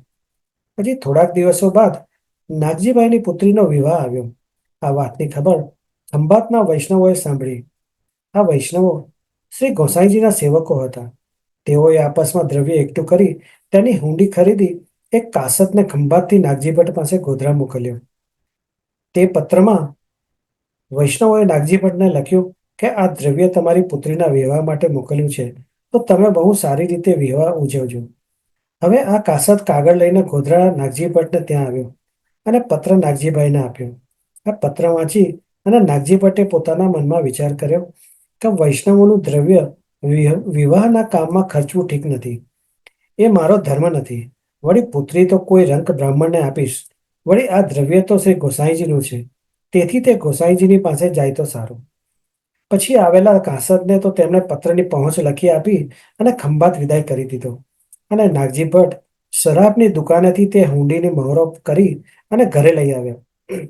પછી વાંસની એક પોલી લાકડીમાં તે મહોરો ભરી અને નાગજી ભટ્ટ એક કાપડીનો વેશ કરી અને હાથમાં તે લાકડી લઈ ગોધરાથી શ્રી ગોસાઈજીના દર્શનાર્થે ગોકુલ જવા નીકળ્યા. તે જ સમયે શ્રી ગોસાઈજીને પણ ખબર પડી કે નાગજી ભટ્ટ પોતાના દર્શન માટે કાપડી વેશે આવી રહ્યા છે. હવે રસ્તામાં શ્રી ગોસાઈજીની સેવક કૃપાપાત્ર એક ડોસી રહેતી હતી. તેને શ્રી ગોસાઈજીએ સ્વપ્નમાં જણાવ્યું કે મારો અનન્ય ભક્ત નાગજી ભટ્ટ કાપડીના સ્વરૂપે આવી રહ્યો છે. તેને તું 3 દિવસ તારા ઘરે મહેમાન રાખજે અને તેમને સખડી મહાપ્રસાદ લેવડાવજે. આ બાજુ શ્રી ગોસાઈજીએ નાગજી ભટ્ટને પણ સ્વપ્નમાં જણાવ્યું કે કાલે તમે અચૂક ગામમાં અમુક બાઈને ત્યાં જજો. 3 દિવસ તેના ઘરે મહેમાન રહેજો અને સકડી મહાપ્રસાદ તેને ત્યાં લેજો. શ્રી ગોસાઈજી દ્વારા સ્વપ્નમાં થયેલી આજ્ઞાને યાદ કરી તે ડોસી સવારે વહેલી ઉઠી શ્રી ઠાકોરજીની સેવામાં પહોંચી ગામની બહાર આવી ઊભી રહી. અહીં નાગજી ભટ્ટ મધ્યાહન સમયે તે ગામમાં આવ્યા. મનમાં ચિંતા કરવા લાગ્યા કે વગર ઓળખીએ અને વગર બોલાવ્યા કોના ઘરે જવું. બીજી તરફ તે બાઇક માર્ગમાં ઊભી ચિંતા કરવા લાગી કે હજી સુધી તે વૈષ્ણવ આવ્યા નહીં. એટલામાં જ તે ડોસીએ નાગજી ભટ્ટને આવતા જોયા. તે ભક્તિભાવથી પ્રેમ સહિત નાગજીભાઈની સામે ગઈ અને ઘણા સ્નેહપૂર્વક તે નાગજીભાઈને શ્રી કૃષ્ણ સ્મરણ કર્યા પછી તેણે શ્રી નાગજી ભટ્ટને રાત્રિના સ્વપ્નમાં બધા સમાચાર કહ્યા કે આ પ્રમાણે આજ્ઞા શ્રી ગોસાઈજીએ આપે કરી છે, માટે તમે મારા ઘરે ચાલો. આ પ્રમાણે નાગજીભાઈને કહી અને તે ડોશી સન્માનપૂર્વક નાગજીભાઈને પોતાના ઘરે લઈ ગઈ. હવે નાગજીભાઈએ પોતાના મનમાં જાણ્યું કે શ્રી ગોસાઈજીએ સ્વપ્નો દ્વારા પ્રસાદ લેવા આજ્ઞા કરી છે. તે ડોશી તો આ જ છે, પરંતુ તેના હાથે પ્રસાદ સી રીતે લેવાય? એટલામાં જ તે ડોશીએ નાગજીભાઈને કહ્યું, ઉઠો, સ્નાન કરો. ત્યારે નાગજી ભટ્ટે શ્રી ગોસાઈજીની સેવક તે ડોશીને કહ્યું કે સકડી મહાપ્રસાદ તો હું નહીં લઉં. ત્યારે ડોશીએ કહ્યું, ભાઈ, તમારી ઈચ્છામાં આવે તે લેજો, જટ નાહો તો ખરા. નાગજી ભટ્ટ નાહીને બેઠા એટલે ડોશીએ બાલભોગની અનસકડી દૂધની સામગ્રી મહાપ્રસાદ નાગજી ભટ્ટને ધર્યો. તે મહાપ્રસાદ નાગજી ભટ્ટે લીધો. પછી તેમણે કહ્યું, શ્રી ગોસાઈજીની આજ્ઞા તો 3 દિવસ થયેલી છે. એમ નાગજી ભટ્ટે 3 દિવસ સુધી તે ડોશીને ત્યાં અનસકડી મહાપ્રસાદ લીધો. પછી 4થે દિવસે નાગજી ભટ્ટ તે ડોશીની વિદાય લઈને શ્રી ગોસાઈજીના દર્શન માટે શ્રી ગોકુળ તરફ ચાલ્યા. તે દિવસે 4 ઘડી પહેલા સ્નાન કરતી વખતે શ્રી ગોસાઈજીએ વૈષ્ણવોને કહ્યું કે આજે મારો નાગજી આવવો જોઈએ. પછી આપ શ્રી સ્નાન કરી ધોતી ઉપરનો પહેરી અપરસની ગાદી ઉપર વિરાજી તિલક મુદ્રા ધારણ કરતા હતા. તે જ સમયે નાગજી ભટ્ટે આવી અને શ્રી ગોસાઈજીના દર્શન કરી તેમને સાષ્ટાંગ દંડવત પ્રણામ કર્યા.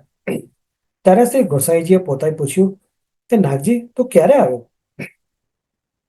ત્યારે નાગજી ભટ્ટે શ્રી ગોસાઈજીને વિનંતી કરી કે મહારાજા ધીરાજ, હમણાં જ ચાલ્યો આવું છું. શ્રી ગોસાઈજીએ ફરી નાગજી ભટ્ટને પૂછ્યું કે નાગજી, રસ્તે આવતા તું ક્યાં ક્યાં વૈષ્ણવને ત્યાં ઉતર્યો હતો અને શો મહાપ્રસાદ લીધો હતો?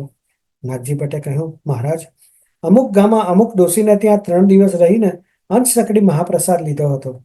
આ સાંભળતા શ્રી ગોસાઈજીએ કહ્યું, મારી અતરંગ સેવક એ ડોશીને ત્યાં સકડી મહાપ્રસાદ કેમ ના લીધો? મારી આજ્ઞા તે ના માની એમ સારું ન કહેવાય. આટલું સાંભળતા જ નાગજી ભટ્ટ લાકડીને ભંડારામાં મૂકીને તે ડોશીને ગામ જવા નીકળ્યા. થોડાક સમયમાં તે ડોશીને નાગજી ભટ્ટને અંશસકડી મહાપ્રસાદ ધર્યો. ત્યારે નાગજી ભટ્ટે તે ડોશીને કહ્યું કે હું તો સકડી મહાપ્રસાદ લેવા આવ્યો છું, માટે સકડી પીરસો. આ સાંભળી ખૂબ પ્રસન્ન થઈ ડોશીએ સકડી મહાપ્રસાદ તેમને ધર્યો. આમ 3 દિવસ સુધી નાગજી ભટ્ટે તે ડોશીને ઘેર સકડી મહાપ્રસાદ લીધો. ત્યાર પછી ત્યાંથી વિદાય લઈ નાગજી ભટ્ટ શ્રી ગોસાઈજીના દર્શન કરવા ચાલ્યા અને થોડાક દિવસમાં શ્રી ગોકુલ આવી પહોંચ્યા. શ્રી ગોસાઈજીના દર્શન કર્યા. ત્યારે શ્રી ગોસાઈજીએ તેમને પૂછ્યું કે નાગજી, તું આટલા દિવસથી દેખાતો ન હતો, તે ક્યાં ગયો હતો? ત્યારે નાગજી ભટ્ટે શ્રી ગોસાઈજીને વિનંતી કરી કે મહારાજ, પેલી ડોશીને ત્યાં સકડી મહાપ્રસાદ લઈને હમણાં જ ચાલ્યો આવું છું. આ વાત સાંભળતા શ્રી ગોસાઈજી નાગજી ભટ્ટના ઉપર ખૂબ જ પ્રસન્ન થયા. પછી નાગજી ભટ્ટે શ્રી ગોકુલમાં 3 મહિના સુધી રહી શ્રી ગોસાઈજીના દર્શન કર્યા. મનમાં વિચારવા લાગ્યા કે પુત્રીનો વિવાહ થઈ જશે ત્યારે જઈશ. જો કદાચ હમણાં જઈશ તો મારે વિવાહ ઉજવવો પડશે, એમ વિચાર કરીને ત્યાં જ રહ્યા. થોડા દિવસ પછી ભંડારીએ પેલી લાકડી ઊંચી કરી તો ઘણી વજનદાર લાગી. તેમાં શ્રી લાકડી શ્રી ગોસાઈજી પાસે લાવીને વિનંતી કરી, મહારાજ, આ લાકડી ઘણી વજનદાર છે. ત્યારે તે લાકડીને ચીરી તો તેમાંથી મહોરો નીકળી. આ જોઈ શ્રી ગોસાઈજી શ્રી મુખે કહ્યું, આ મારા નાગજીનું કાર્ય છે. નાગજી ભટ્ટ શ્રી ગોસાઈજીના આવા કૃપાપાત્ર ભગવદીય હતા. નાગજીભાઈ ગોધરા દેસાઈ હતા ત્યારે નાગજી ભટ્ટની પુત્રીના વિવાહના દિવસો નજીક આવ્યા ત્યારે ભટાણીએ કહ્યું કે મારી પાસે કંઈ દ્રવ્ય નથી, માટે મને એક ચૂરો તથા એક પાનેતર કોઈ લાવી આપો તો હું વિવાહ કરી દઈશ. આ વાત વૈષ્ણવોએ સાંભળી એટલે બધા વૈષ્ણવોએ મળી અને ગામમાં હાકેમ પાસે ગયા અને કહ્યું કે નાગજી ભટ્ટની દીકરીનો વિવાહ આવી રીતે કેમ થાય? ત્યારે તે હાકેમે વિવાહ માટે જે સામાનની જરૂર હતી તે બધો નાગજીભાઈના ઘરે પહોંચાડ્યો. ત્યારે નાગજીભાઈ ભટ્ટની સ્ત્રીએ દીકરીનો વિવાહ ખૂબ સારી રીતે એક ગૃહસ્થ સાથે કરી દીધો. વિવાહમાં ખૂબ દ્રવ્ય ખૂચ્યું, પહેરામણી, બ્રહ્મભોજન વગેરે સારી રીતે કર્યું. કેટલાક દિવસો પછી નાગજી ભટ્ટ ગોસાઈજી પાસેથી વિદાય લઈ પોતાના ઘરે આવ્યા. સ્ત્રીએ દીકરીના વિવાહના સમાચાર નાગજીને કહ્યા. તે સાંભળી નાગજી ભટ્ટે કહ્યું, જે થયું તે ભગવત ઈચ્છાએ થયું છે. જે લૌકિક દ્રવ્ય હતું તે લૌકિકમાં વપરાયું અને જે વૈષ્ણવોનું અલૌકિક દ્રવ્ય હતું તે તો શ્રી ગોસાઈજીને ત્યાં અલૌકિક સેવા કાર્યમાં પહોંચાડી દીધું છે. ખંભાતના વૈષ્ણવોને પછી જ્યારે આ વાતની જાણ થઈ ત્યારે તેમના મનમાં અવર્ણનીય આનંદ થયો. આ નાથજી ભટ્ટ શ્રી ગોસાઈજીના આવા કૃપાપત્ર હતા. આ સાથે મારી વાણીને અહીં વિરામ આપું છું. સર્વ વૈષ્ણવોને જય શ્રી કૃષ્ણ. Thank you Nishadbhai. આજે આપણે તમે એઝ યુઝ્યુઅલ સત્સંગનો મહિમા પણ સમજાયો અને આજે 84-252 વાર્તા પણ આપણે કરી. અને દીપકભાઈ પણ 2 સેશન લીધા, એમનું રીકેપ અને સાથે સાથે ગ્રંથ દર્શન. તો આઈ થિંક આજ એ બતાવે છે કે આપણે બધા સાથે મળીને સત્સંગ કરીએ છીએ. ઘણીવાર આપણે અનુકૂળતા ન હોય, ઘણા વૈષ્ણવને એ સ્ટેટમાં કે કઈ અકારણસર ના આવી શકતા હોય, તો આ નેશનલ સત્સંગનું આ એક બહુ જ ઇમ્પોર્ટન્ટ પહેલું છે કે બધા સાથે મળીને સત્સંગ કરીએ છીએ. તો બહુ આનંદ થયો કે આપણે આ નાગજી ભટ્ટજીની વાર્તા કરી અને જે આપણે કહ્યું કે આમાં એક બહુ મહત્વની વાત છે કે ગુરુની આજ્ઞા, જે બહુ જ સુંદર આપણે જે કહીએ ને બેકડ્રોપ જે કહીએ વાર્તાનો, જે બિહાઇન્ડ ધ સીન કે ગુરુની આજ્ઞાથી કે એ વૈષ્ણવને ત્યાં એમણે સખડીનો ભોગ લેવો જોઈએ, પણ એમને અનસખડીને એનો લીધે પાછા જઈને, એટલે કહેવાનો ભાવાર્થ એ છે કે ગુરુની આજ્ઞામાં તેમજ ઠાકોરજીના સાનિધ્યમાં સતત રહેવું જોઈએ. જેમ આપણે શિક્ષાપત્રમાં પણ કહ્યું કે શ્રી કૃષ્ણના શરણમાં જ રહેવું, સદાય એમનું સ્મરણ કરતા રહેવું જોઈએ. તો આ એક રિયલી એક one after the other it attaches to itself. અને આપણને કેટલું આ સત્સંગનો લાભો મળે છે કે કેવી રીતે ગુરુની આજ્ઞા, કેવી રીતે ઠાકોરજીના સાનિધ્યમાં, કેવી રીતે ઠાકોરજીના સતત એમનો ટ્રસ્ટ જે કહીએ છીએ, આપણને ગામ પ્રત્યે ટ્રસ્ટ હોય છે, પણ ઠાકોરજીનું જ્યારે પણ આવે ત્યારે આપણે કેટલા બધા ક્વેશ્ચન કરીએ છીએ, રાઈટ? પણ જ્યારે આપણે એમને સદાય આપણું આપી દઈએ છીએ, સદાય એમની સાનિધ્યમાં રહીએ છીએ, એમના ચરણમાં આપણે આપણું સર્વસ્વ સોંપી દઈએ છીએ, એ બ્રહ્મ સંબંધનો જે મેઇન ભાવાર્થ છે કે આપણે સદાય એમના સેવક છીએ. ત્યારે તમે સેવક થઈ જાઓ છો ત્યારે આપણે સદાય નિશ્ચિંત થઈ જઈએ છીએ. આ રિયલી બહુ ઇમ્પોર્ટન્ટ છે. હું તો મારો પોતાનો દાખલો આપું છું, હર હંમેશ કહું છું કે after giving up my self two Thakorji, I feel so relieve. કારણ કે કોઈ જાતનું ટેન્શન નથી હોતું. એવરીથિંગ ગોઝ સો સ્મૂથલી. ધંધો હોય, કામ હોય, બધું પ્રોપરલી એની જાતે જ થઈ જાય. અને એ કૃપા જ છે ઠાકોરજીની, ને થાય જ છે. આપણામાં એટલો ભરોસો હોવો જોઈએ આપણા ઠાકોરજી, આપણા ગુરુમાં.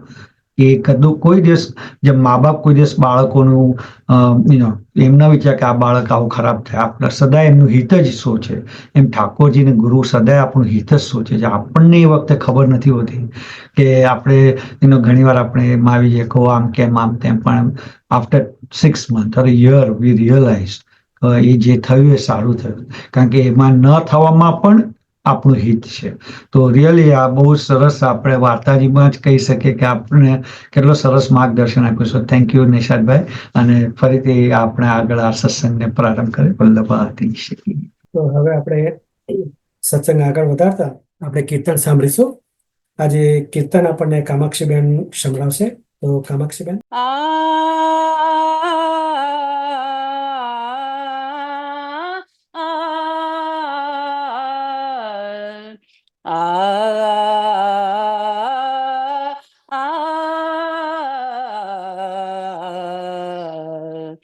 फूल भवन में गिरिधर बैठे,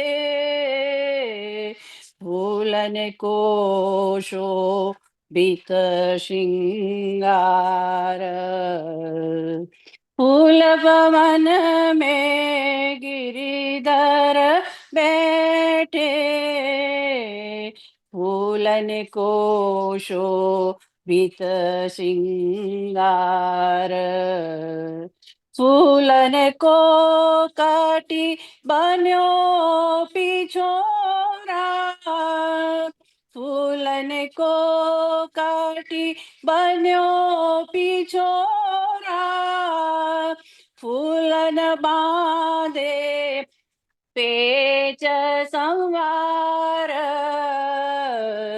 फूलन को शोभित श्रृंगार, फूलन की बनी जुबानी शीर,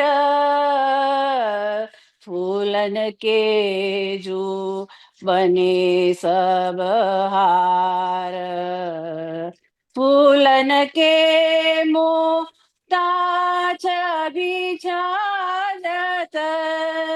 फूलन के मुक्ता छबिछालत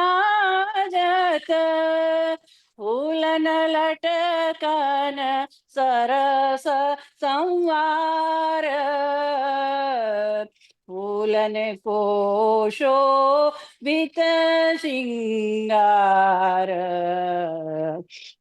करन फूल फूलन कर पहुँची गेंद फूल जल करत विहार करन फूल फूलन कर पहुँची गेद फूल जल करत विहार राधा माधो हसत परस्पर राधा माधो हसत परस्पर दास निरखत डारत तनवार फूलन को शोभित श्रृंगार फूल भवन में गिरिधर बैठे फूलन को शोभित श्रृंगार फूलन को कटी बन्यो पिछोरा फूलन बांधे पेच संवार फूलन को शोभित श्रृंगार फूलन को शोभित श्रृंगार जय श्री कृष्ण જય શ્રી કૃષ્ણ કામાક્ષીબેન. ખૂબ જ સુંદર કીર્તન જય શ્રી કીધું. કૃષ્ણ. ખૂબ ખૂબ આનંદ થયો. ખૂબ ખૂબ આભાર. થેન્ક યુ Thank હવે you. આપણે સત્સંગ વિરામ તરફ જઈ રહ્યો છે. આજે આપણને આટલો સરસ લાભ આપવા બદલ ફિનિક્સ એરિઝોનાના વૈષ્ણવોનો ખૂબ ખૂબ આભાર. ખાસ કરીને હેલીબેનનો ખૂબ ખૂબ આભાર. ખૂબ જ વિપરીત પરિસ્થિતિમાં પણ એમણે આ સત્સંગ આપણા માટે બધાના વૈષ્ણવોને એકત્રિત કર્યા અને આપણને આટલો સરસ લાભ અપાવ્યો એ બદલ ખૂબ ખૂબ આભાર. આપણે ફરી એકવાર આવતો સત્સંગ આપણો 23મી મે શુક્રવારના દિવસે અપરા એકાદશી નિમિત્તે છે. તો એ વખતે આપણે ફરી વાર મળીશું. અમિતભાઈ, બીજું કંઈ કહેવું છે આપણે? ના, બસ થેન્ક યુ. બસ, તો હવે આપણે આશ્રયપદનું ગાન કરીશું. તો આજે આશ્રયપદ આપણને હેલીબેન સંભળાવશે. તો હેલીબેન. જય શ્રી કૃષ્ણ સર્વ વૈષ્ણવોને. Thank you Naishad uncle. તમે આ બધું સમજીને આઈનો ઓછા ટાઈમમાં બધું નક્કી થયું, પણ બધાનો સપોર્ટ હતો તમારા બધાનો, તો બધું સરસ રીતે થઈ ગયું. હું આશ્રયપદ લઈશ. દ્રઢઈન ચરણ કેરો ભરોસો દ્રઢઈન ચરણન કેરો શ્રીવલ્લભનાથ ચંદ્ર જટાબિન સબ જગમાં જ અંધેરો ભરોસો દ્રઢઈન ચરણન કેરો साधन और नैया कली में जासु होय निवेरो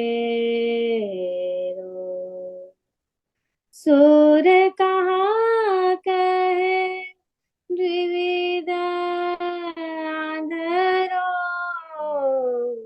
बिना मोल को चेरो भरोसो દ્રઢઈન ચરણન કેરો દ્રઢઈન ચરણન કેરો ભરોસો सो दृढैन चरणना दृढैन चरणना दृढैन चरणना केरो વલ્લભાધીશ કી જય. સર્વેને જય શ્રી કૃષ્ણ. શ્રી કૃષ્ણ હેલીબેન, ખૂબ જ સરસ. આગળ જણાવ્યા પ્રમાણે આપણો આગળનો સત્સંગ અપરા એકાદશી નિમિત્તે 23મી મે શુક્રવારના દિવસે છે. ત્યારે આપણે ફરી મળીશું. ત્યાં સુધી સર્વ વૈષ્ણવોને મારા જય શ્રી કૃષ્ણ. ગોવિંદ ગોપાલ રાધે માધવા ગોવિંદ ગોપાલ રાધે માધવા રાધે કૃષ્ણ ગોવિંદ ગોપાલ રાધે માધવા